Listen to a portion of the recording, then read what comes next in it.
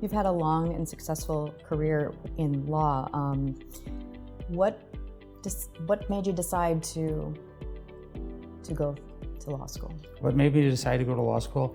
As I looked at it, I had a love of history. I had a love of political science. And I got through that aspect. I liked that critical thinking. I liked philosophy. And it just kind of was the natural progression toward law school. Now, I came from a family without lawyers, so I really didn't know what I was getting into.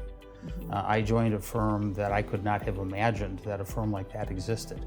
So it was a very much of a learning experience for me, but I've never looked back. It was a great career choice for me. I have enjoyed it immensely, and to be at one place for 36 years in this day and age, and I will always have an affinity for the law firm because of what I was taught, how I was mentored, how I was raised in the profession. It's been a great choice for me. Do you think the expertise that you have in mergers and acquisitions is going to come in handy in this new position? Yeah, I think, I've heard some rumors that, I was hired to do mergers and acquisitions of campuses and so forth. Nothing could be further from the truth. That's not what it is at all. I haven't gotten that charge from the Board of Regents. I don't think that background particularly was a determining factor for my appointment as assistant president. I think, though, what I have learned in that is I've learned to negotiate. I've learned ways of trying to get to yes on both sides.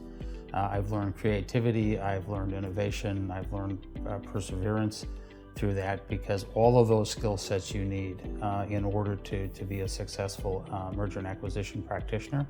And I think a lot of those skill sets and that skill set does translate into my responsibilities with the system. That's at least my hope.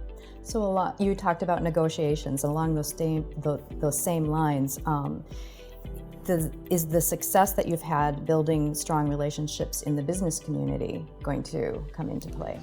Certainly, I hope so. I mean, when I look at the system, when you think about the great students that are being turned up by the universities, where are they going? Where is their employment? And I think that connection that I have after having worked in the business community my entire career, I think will be helpful in making that connection.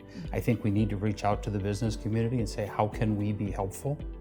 And what are the types of students, what is the type of training, so that we can be producing graduates that can find good employment that help serve the state. And if you think about the Wisconsin idea, and the university system is there to support the state, the students, but also beyond. This is just one example, I think, of how we can do that, and having that conversation with the business community, and many of whom I know, I think will be helpful. I also think it can be helpful on the flip side for us. I think we need to take pride in this university system. I think we've lost some of that in the current environment, and that's not fair to the university system. It's not fair to all of the people who have devoted their lives to transforming other people's lives. We should be proud of this. And my hope is that the business community, that their view of the university will continue to elevate as well, because I can think that can be helpful for support from a variety of different sources for the system and ultimately for the students that are being educated here. You spoke of pride in the system. How do you go about that? I think part of it is just recognizing the great work that's done here, and the individual stories of people whose lives have been transformed by their educational experience, people who have gotten mentored by professors or instructional staff or others within the university system.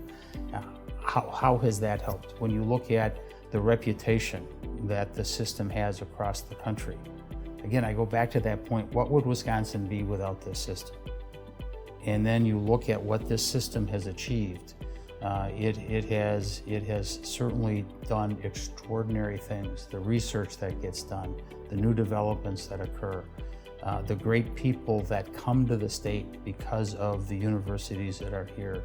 And then you see those people going out, whether they're teachers or nurses or engineers or in the agricultural sciences or in law, in medicine, whatever it happens to be, they make life better.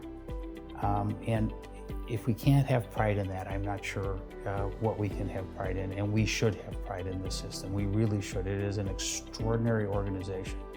And I think sometimes, again, when you're myopic and you see it from the inside, you don't necessarily have that feeling. But when you get to the outside and you see how the rest of the world views us, it's pretty cool.